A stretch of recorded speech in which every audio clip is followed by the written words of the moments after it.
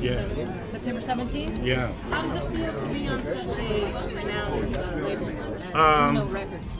You know, there could have been some fear, but all the powers that be at Blue Note said, just do what you do. And, you know, I remember when I signed, I thought, okay, what are they going to, you know, maybe try to clean me up or do something to me? But no, they said, keep doing what you're doing, you know, keep writing and be you. So that's all that's my statement. I can only be Gregory Porter. So I think it'll be okay. Well, you're Gregory Porter's doing everything right. And you composed 10 new original songs. So what was the theme behind Liquid Spirit? The release of energy, of pent-up energy, of culture, soul, spirit, music. The lyric is, unreroute the river, let the damned water be. There's some people down the way that's thirsty, so let the liquid spirit free. And that comes from the conversation that I have with people after shows. It's like, where can we find more people like you, more singers like you, more energy like this, like the feel that we had in this room tonight? And so that's what that is. It's like, you know, record companies, radio, and sometimes push the energy and the music away from the people that want to hear it because of, I don't know, demographic, because of color, because of socioeconomic. I don't know. But sometimes people aren't hearing the music and they want to. Well, it's great to have you. Friends with this young lady, Valerie Bishop, behind me. Oh, gigantic. And just wanted to say on the spectrum of sound, in terms of jazz, which is blended in so many different ways. Not where do you place yourself, but where do you think you fall on the spectrum? Because if you take jazz and put it in the blender and serve it up, I mean, everybody's got a taste of it. yeah. Well, in terms of genre, I'm not. I don't fear stepping over some lines in terms of you know, soul, gospel, or anything like that, because these musics are all very, very close cousins, and they always have been. The reason I got into singing jazz was because I heard my voice in it. I was like, wait a minute.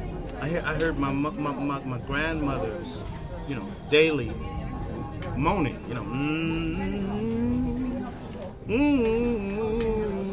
you know, the blue notes.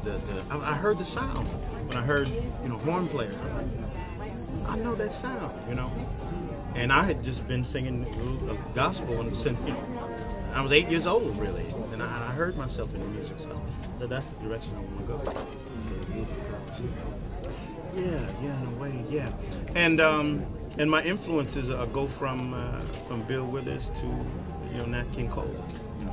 And Andy Bay. And Andy Bay, absolutely.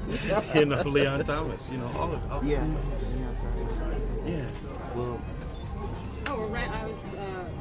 I noticed Ramsey Lewis. Yeah. The In Crowd. Yeah.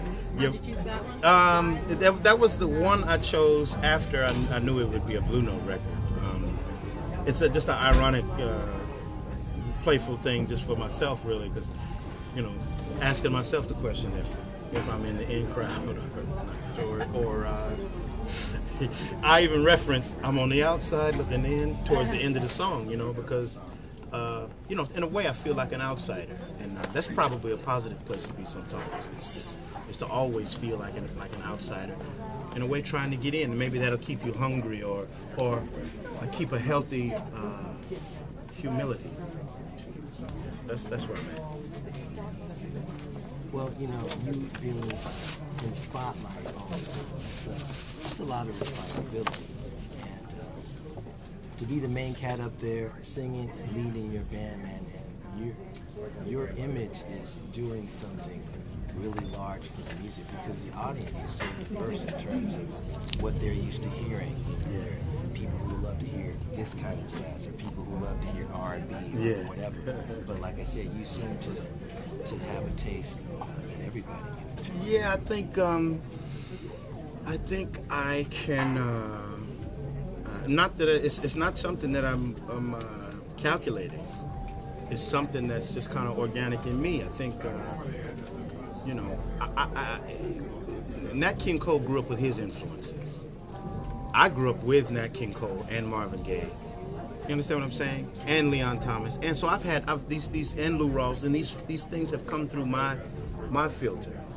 And you know, they've given me some wisdom in terms of, you know, what I can and should do when I step to the microphone. And so not in any copying kind of way, but in freedom. In a way, you have the freedom to go to those places in a small storefront church. You have the freedom to go to, you know, that big soul sound, you know, that 70s. You know, you have the freedom to do that. And so I just feel very freedom. The modern jazz singer has maybe not a larger responsibility than the earlier singers, but there's been so much music in the air. There's been so much music that has come through his ears that you know, not only do I have to consider Miles Davis and Coltrane and all the singers, but, you know, Parliament and, you know, because that's what I've heard. You know what I mean? So, but I'm a jazz singer, and the things that are important in jazz: improvisation, swing. For me, one of the legs that the jazz has is depth of soul. You know, those are things that are important to me. So, what seems to be real beautiful and organic is how music came to get you. Yet you stepped into the music, and it's really